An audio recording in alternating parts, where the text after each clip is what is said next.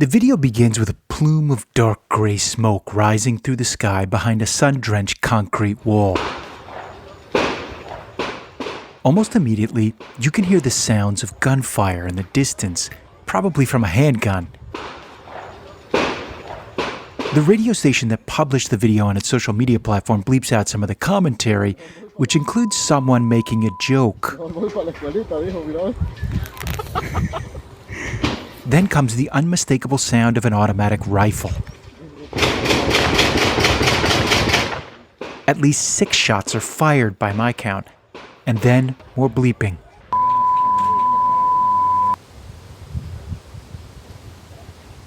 Then an eerie silence. Then more commentary that's hard to understand, and then a gasp. Finally, a cold observation. I hope they shot a few of those women, the voice says.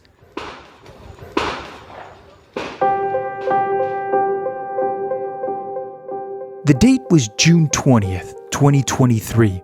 The site, Tamara, Honduras, home to the only female prison in the country. The result was not funny. It was tragic.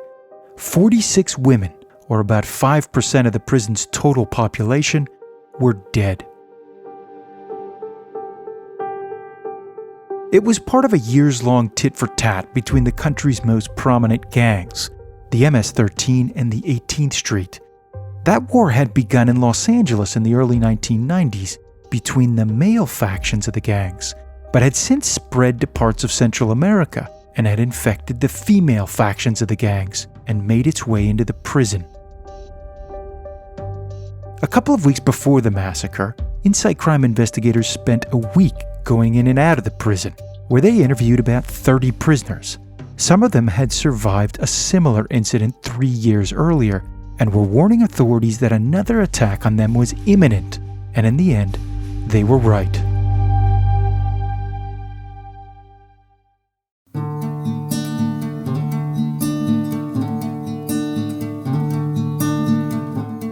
Welcome to Insight Crime's podcast, where we'll take you to the furthest reaches of the Americas in order to help you understand how organized crime works. I'm your host, Stephen Dudley, Insight Crime's co-director. I've been investigating gangs in Central America for over a decade and wrote a book on the MS-13.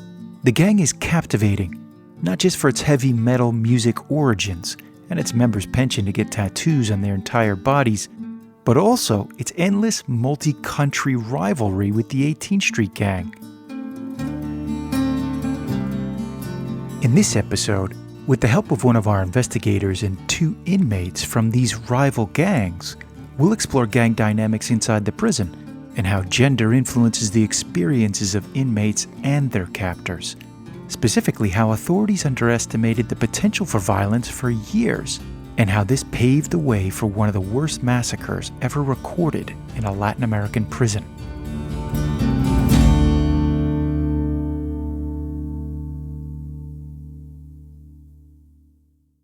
So the prison we visited is called the Female Center for Social Adaptation, and it's a prison that is located in the town of Tamara, which is about 40 minutes away from the Honduran capital, Tegucigalpa. That's Victoria Dittmar. We call her Vic for short. She was the lead investigator on the story. To get access to the prison, we had to get permission from every single top official at the Ministry of Security in Honduras and the National Penitentiary Institute. And this process took us about 6 months. The prison was designed to rehabilitate inmates, so there are lots of open spaces and extra rooms. So when you walk into the prison, what you see is an open space. Once you get in through the first security filter, you're led into what is called the main yard. And the main yard is surrounded by the different sections. There are about 12 sections in total, including a maternity ward. What you see is that these sections are pretty much open. We don't see high walls with no windows, with metal doors and stuff like that. Still, it's gang affiliation that ultimately determines how the prison is organized. The prison is divided in 3 big groups. They consider inmates who are associated to the 18th Street Gang, which are actually the majority of the inmates at this prison. So when we visited, for example, there were around 900 inmates. and almost half of them were linked, even loosely, to the 18th Street Gang. The second category that authorities use is all women, again, even loosely associated to the MS-13, which is the rival gang, and everyone else is part of what they call the general population. So it's not really divided amongst the different offenses you can commit. It's divided according to who you're related to, even if it's loosely related. But the prison wasn't always divided by gang affiliation. For years, prison authorities mixed everyone into the various wings. To be sure, there were some beatings and threats and some skirmishes between gangs, but nothing that raised red flags for authorities. And what inmates told us, and they all agreed on this, is that tension was continuously accumulating until it reached a point where it exploded. And this is what happened in May 2020 when members of the 18th Street Gang somehow left their cells in the middle of the night and killed 6 women allegedly linked to the MS-13 using knives, ropes, even just by beating them up. The massacre shocked authorities, who nonetheless never revealed how members of the 18th Street had committed the murders. And although they separated the two gangs, they didn't address the fact that the 18th Street remained the dominant force. To find out more, Vic met with one member of the gang who, for security reasons, didn't want to be identified, so we're going to call her Raquel. Raquel is a 21-year-old woman who is incarcerated in the maternity ward along with her 1-year-old son. She is part of the 18th Street Gang, and she was arrested for extortion and drug peddling and was given a sentence of 20 years. So she was incarcerated with her child? How does that work? In theory, all women who are either incarcerated while pregnant or who are incarcerated while they have children younger than 4 years old, these children can live in the prison with them, or the women who are pregnant can live in the maternity ward. When we visited the prison, there were about 20 children who were also incarcerated with their mothers. Most of them were younger than 1 year old. What was Raquel's role in the gang? Raquel's role in the gang is what she calls a paisa. This means she's someone who works for the gang, considers herself an active member, receives a salary, but she never reported being initiated. So, for practical terms, we can consider her as a collaborator of the gang. Vic spoke to Raquel in what was a noisy maternity ward, so the audio's not the best. Raquel explained to her that she joined the gang when she was 14, just after giving birth to her first child. The father of the child, who was a member of the gang, died.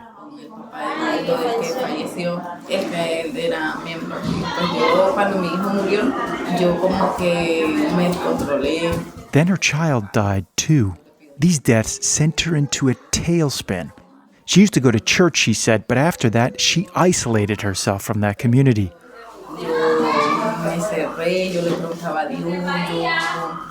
The object of her ire, she said, was God, but she seemed to take it out on the rest of the world. She hit the streets hard.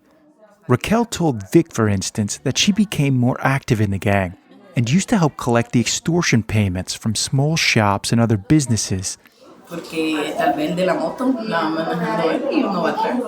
This meant riding around on the back of a motorcycle, trying to keep an eye on one another, as well as striking an intimidating stance while collecting what was euphemistically called a war tax.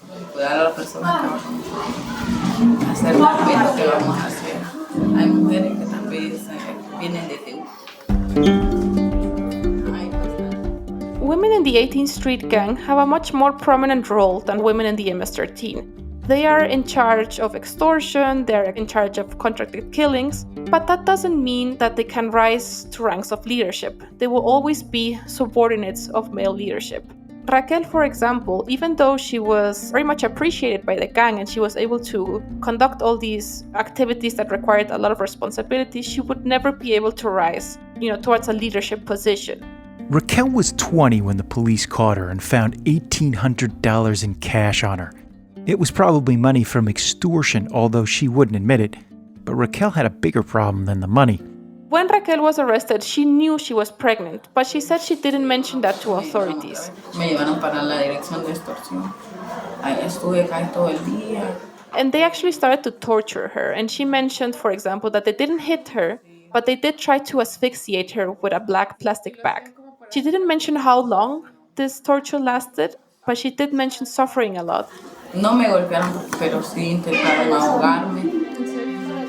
Raquel told us about her first days in prison. She said she got there and she was immediately isolated for a couple of days. And once they opened the actual door to the prison, she was so scared that her thoughts were like, oh my God, what am I doing here? This is so scary. Cuando iban abriendo el primer portón, Dios mío, ¿qué es aquí? Decía. But once she got in, she quickly learned that by being part of the 18th Street Gang, the dominant gang in the prison, it wasn't going to be as difficult as she thought. Sí, aquí son unidos. Aquí eso es lo que tienen las personas, son unidas. The rivalry between El Barrio 18, or the 18th Street, and La Mara Salvatrucha, or MS-13, began in Los Angeles, California, some 4,000 kilometers from the Tamara prison. Its origins are murky, and at this point, largely unimportant. The results, however, have been devastating. And Central America's gangs are some of the most notorious in the world, having long terrorized countries. La rivalidad entre Barrio 18 y la Mara Salvatrucha 13 fue creciendo hasta puntos insostenibles. Los asesinatos diarios se multiplicaron durante los 90. MS-13 and its rivals like the 18th Street Gang cause chaos and violence across Central America, sometimes at levels similar to active war zones. Since the early 1990s, thousands have been killed across the United States, Central America, and Mexico. At various points, the homicide rates of Honduras, El Salvador, and Guatemala have been some of the highest in the world due to gang violence and the government's response to that violence. To each gang, killing the other is a badge of honor, even when you have no idea why you're fighting in the first place. There are, however, some practical reasons to fight. Control of territory or criminal economies, for instance. And for prisoners like Raquel, being on the winning side had benefits. For example, she would receive constant support from the gang outside. The gang would send her food, they would send her medical supplies. The support would also go to her child. This is, for example, something that many inmates don't have access to because these products can be very expensive and they're not necessarily available in the prison. But with privileges came responsibility. The 18th Street controlled the prison in part because people like Raquel formed a vast intelligence network. This meant that every single member of the gang had to be constantly gathering information about what they saw, constantly collect this information and give it back to their leaders. Some women, for example Raquel was one of them, were also in charge of basically sitting at the entrance of their sections and keeping an eye on the halls and noting down everything they saw. This meant keeping an eye on every food item, keeping an eye in case their rivals of the MS-13 were moving around the prison, and also keeping an eye on the general population in order to detect if there was anyone who was supporting the rival gang. Vic said that although there were restrictions on the movement of prisoners between the various sections of the prison, it was clear the 18th Street had come to some kind of an arrangement with prison authorities that allowed their members to move more freely. We saw that at least a group of 10 to 15 women were constantly walking through the halls, gathering in specific areas of the prison, for example, in the central yard or in certain security filters. But for Raquel and the other 18th Street members, this was cold comfort. It didn't mean that her and the rest of the inmates could be at ease, because they were always in constant threat, because their rivals from the MS-13 were also in this prison, and although they were a minority, they were still considered a threat.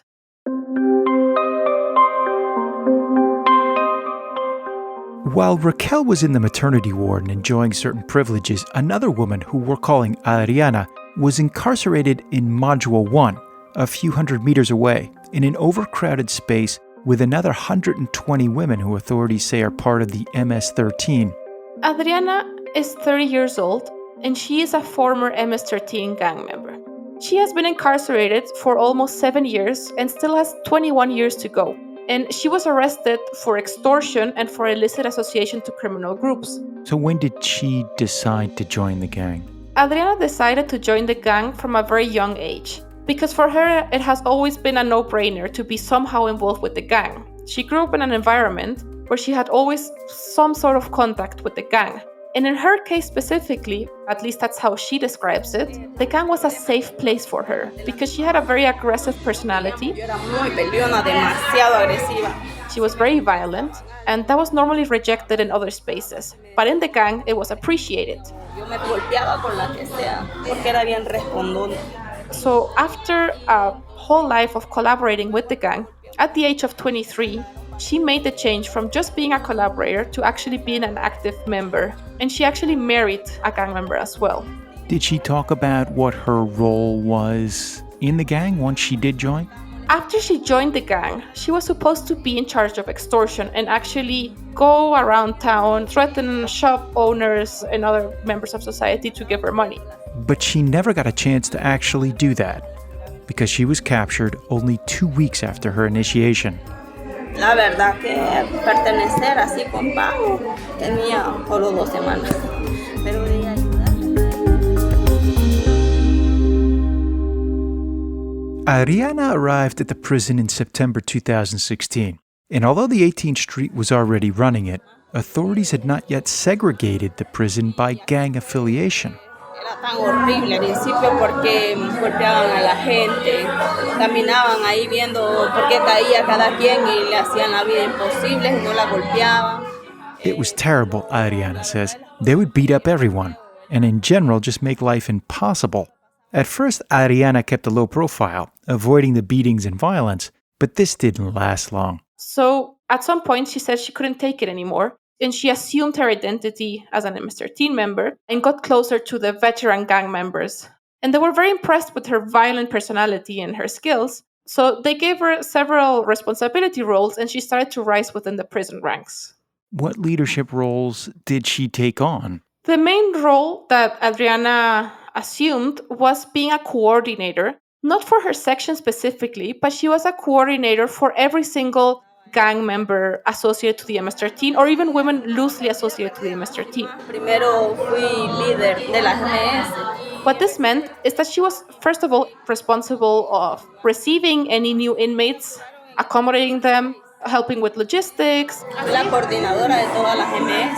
Empezaba a repartir ayuda. But she was also in charge of maintaining cohesion and structure within the different gang members. So she was both someone who brought everyone together, but she was also an enforcer of violence. And pretty soon, the 18th Street prisoners noticed and began to target Adriana with threats and violence, saying things like, "You have little time to live." But Adriana was defiant. She laughed in their faces and told them MS-13 women do not fear death and that she was ready to die for her gang.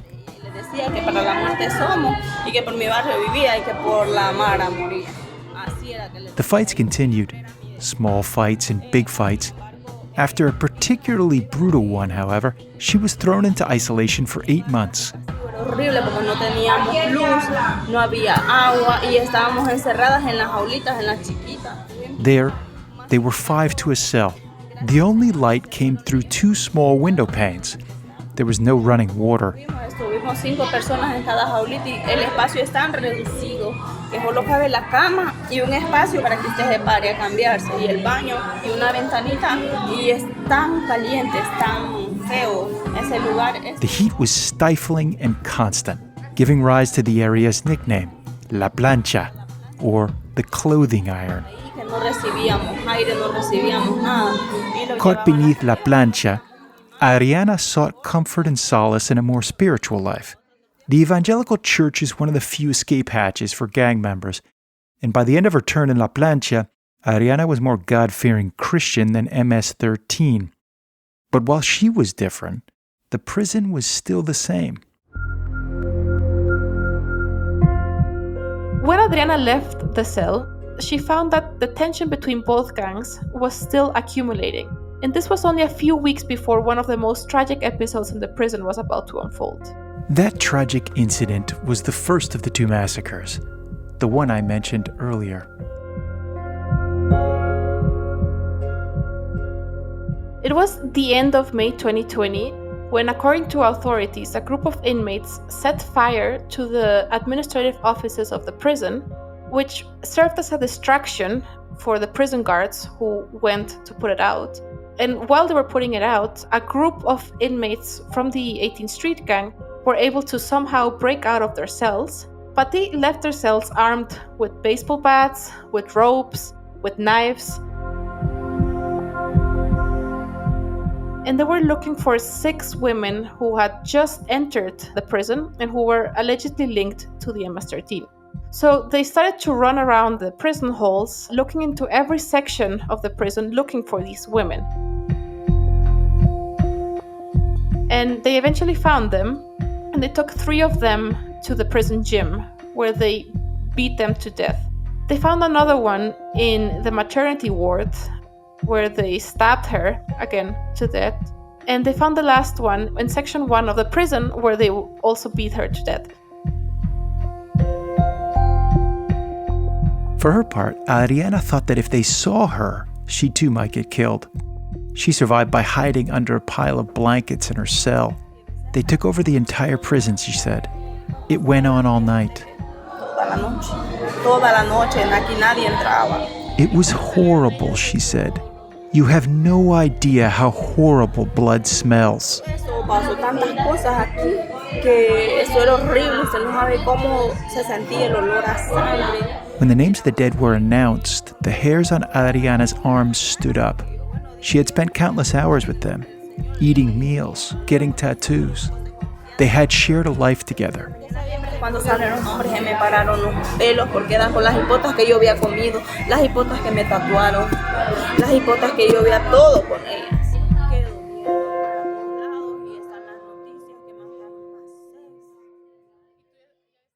Vic, how did this impact Adriana? Adriana says the massacre was one of the worst nights in her life. Not only because she was a target of the massacre, but also because she heard how 6 of her friends died in a very brutal way. What happened is that this event, once again, changed how she related to the gang.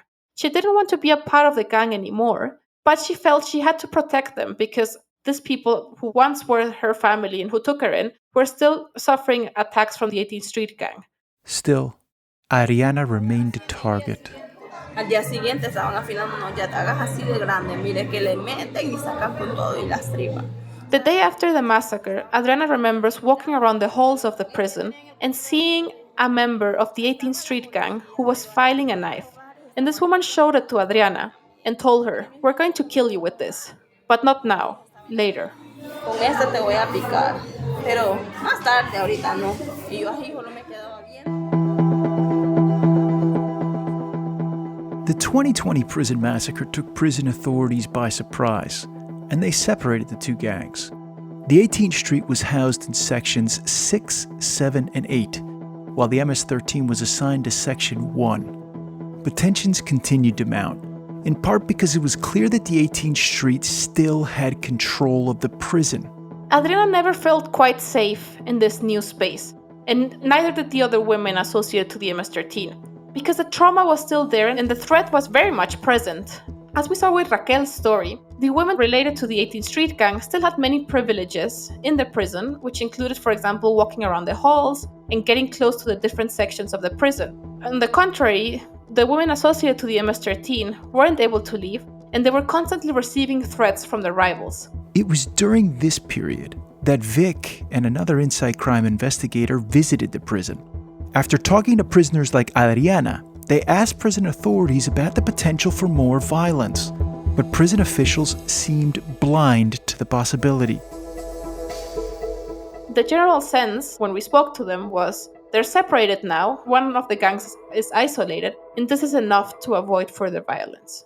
There's a bit of a stereotype at play here as well. I mean, this idea that women are not capable of the type of violence of male inmates. Gender stereotypes were very much present amongst authorities. the general sense was that women weren't really violent, that violent episodes such as a massacre were not possible. And after the first massacre happened, the stereotype was, this is a one-time thing, it's not going to happen again. And basically just separating the gangs and avoiding spaces where they could encounter each other is enough to avoid further violence.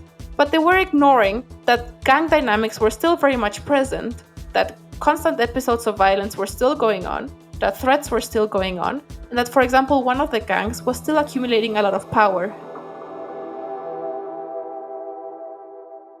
The gang was, of course, the 18th Street, which was accumulating not just knives, but assault rifles and ammunition. The weapons would become further evidence of how much control the 18th Street wielded inside the prison and how corrupted the guards and prison officials were. As the 18th Street built up its arsenal, Adriana settled into her new cell block with her old gangmates.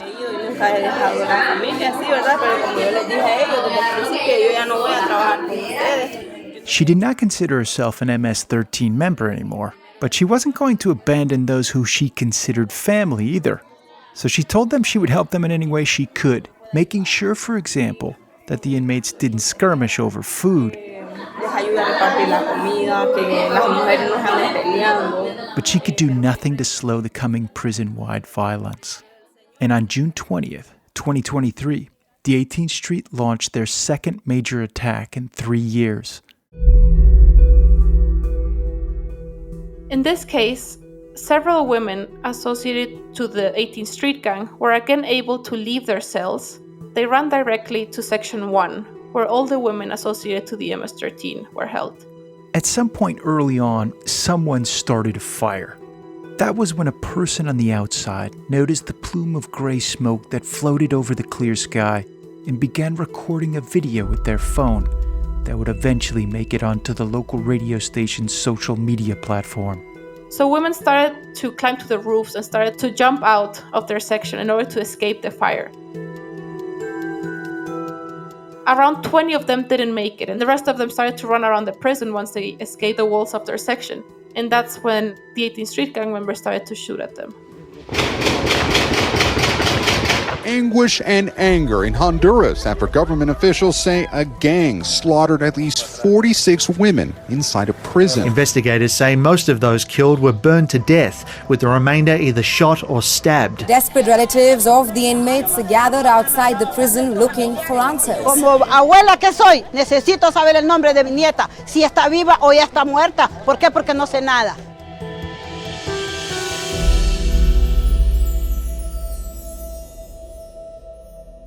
Do we know what was going on with Adriana and Raquel while this massacre was occurring? We know that both Adriana and Raquel survived this episode. We could see through a TV reporting that Adriana was taken to the hospital. She had an injured leg, possibly from one of the gunshots, but she survived.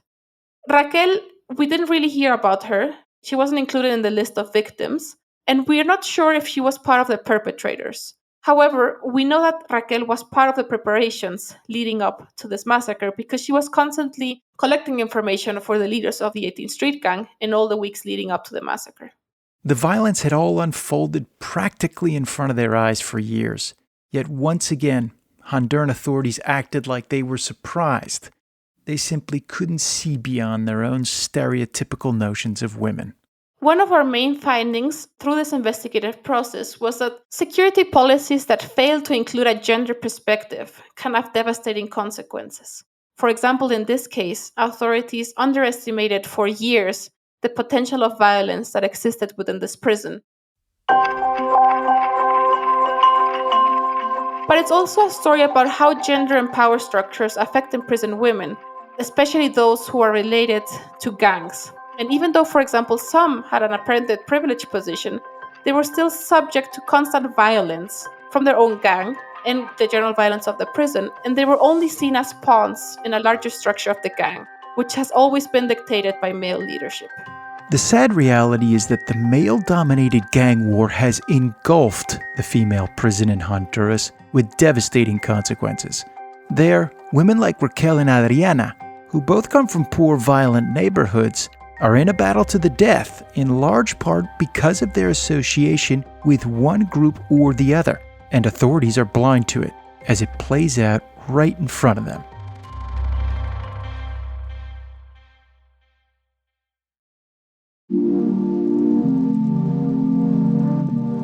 This show is a co-production of Inside Crime and La No Ficción. This episode was produced by Elisa Roldan and written by me, Stephen Dudley. A special thanks to our reporters, Victoria Dittmar and Ellen Montoya, to Raquel and Adriana for sharing their stories, and of course to our team at Inside Crime. Our editors are Elisa Roldan and Tomás Umprimni.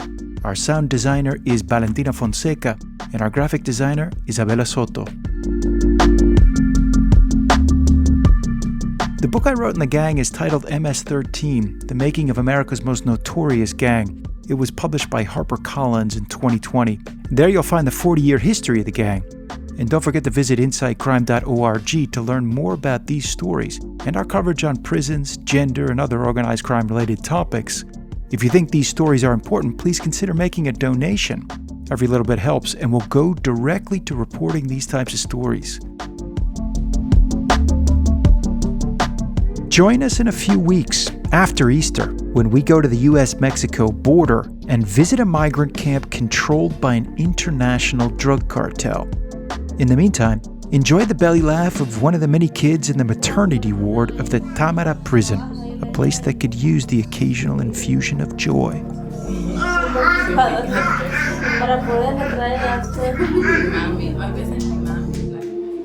See you next time.